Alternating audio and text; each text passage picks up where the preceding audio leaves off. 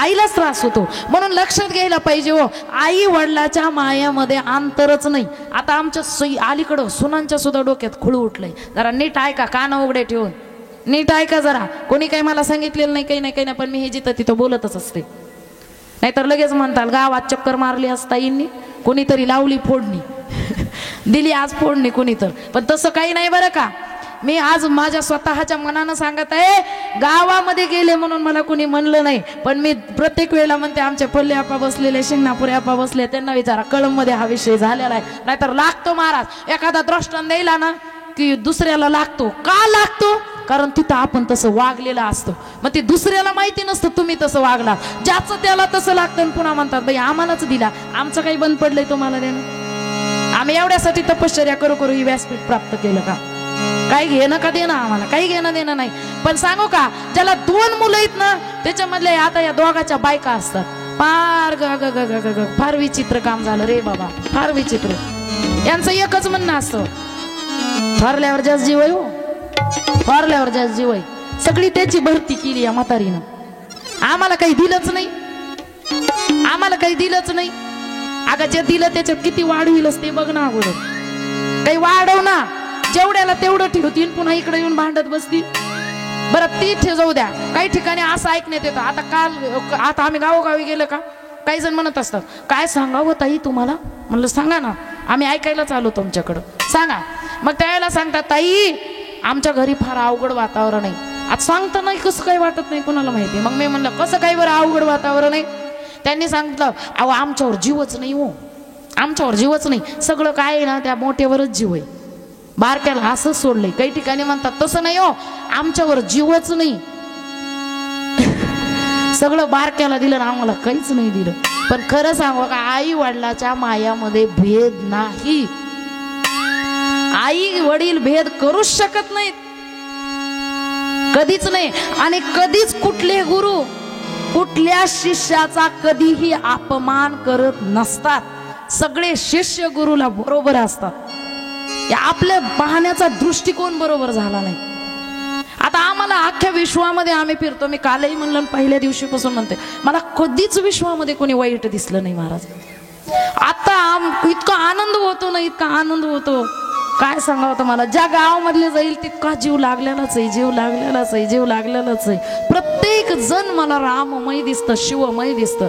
आता इथं बसलेला प्रत्येक भक्त पंचलिंगेश्वर भगवंताचा अवतार घेऊन बसलाय असं दिसतं मला. तुम्ही दिसतच नाही, तुमच्यामध्ये एकही अवगुण नाही असं मला वाटतं. सगळी गुण भरूनच आहे, कधीच नाही दिसत. तसं बघण्याची दृष्टी ठेवा ना.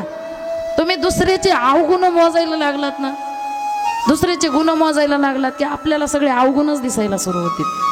तसं बघण्याची दृष्टी आपली असली पाहिजे. पाप पुण्य त्या दोघींच्या माथ्यावर टाकलं. फक्त आणि फक्त वाणीचा दोष झाला बरं का.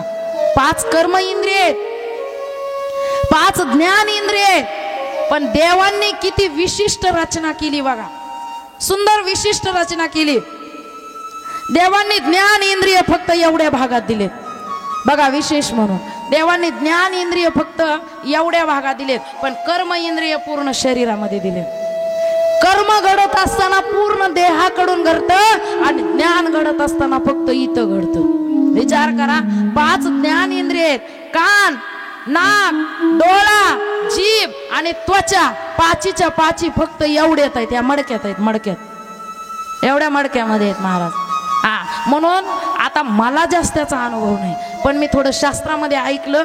कारण आपल्या लिंगायत धर्मामध्ये जाळत नाही, पण ज्या वेळेला कवटी फुटते ना, त्या कवटीचा आवाज होतो म्हणले, जोरात आवाज होतो म्हणले ना महाराज. कवटीचा आवाज होतो म्हणले. एवढं डेंजर असतं हे, एवढं डेंजर आहे महाराज. आणि सगळ्यात महत्वाचं इथं एक कर्म इंद्रिय टाकून दिला देवाने. इथं एक कर्म इंद्रिय टाकला, आणि ते म्हणजे वाणी. वाणी टाकली महाराज.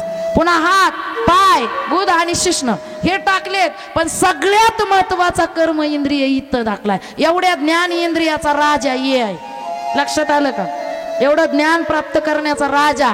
कारण 87% ज्ञान आपल्याला प्राप्त होतं. ते 87% ज्ञान 1 नाही, 2 नाही, 3 नाही, 4 नाही, 5 नाही, विचार करा, 100% ज्ञान प्राप्त करतात हे ज्ञान इंद्रिय, आणि 100% ज्ञान प्राप्त करण्याची कला आहे. पण 87% ज्ञान जर प्राप्त होत असेल तर डोळ्यामधून. म्हणून जागृत अवस्था नेत्रस्थान, विषय भोग स्थूल भोग जाण, क्रिया शक्ती रजगुण मान, आकार मात्रा विश्व अभिमान. सांगितलंय विश्वाचा अभिमान याच्यावर अवलंबून आहे. ज्याचं मुखदड नाही ना त्याला अभिमानच मिळत नाही.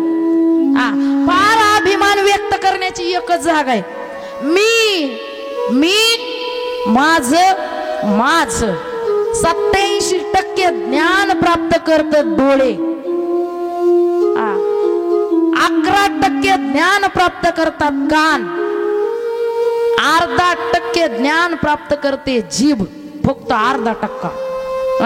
1% ज्ञान प्राप्त करते त्वचा, थंडी वाजायली गरम झालं सगळं ज्ञान प्राप्त करते. फार महत्वाचे, फार ज्ञान आहे शास्त्रामध्ये, ज्ञान भरून भरून ठेवलेलं आहे.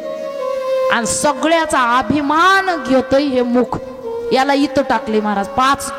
पाच ज्ञान इंद्रियामध्ये एकटं कर्म इंद्रिय इथं येऊन बसलं, आणि 5च्या 5 ज्ञान इंद्रियाला भ्रष्ट करण्याचं काम एका कर्म इंद्रियानं केलं. हर हर महादेव.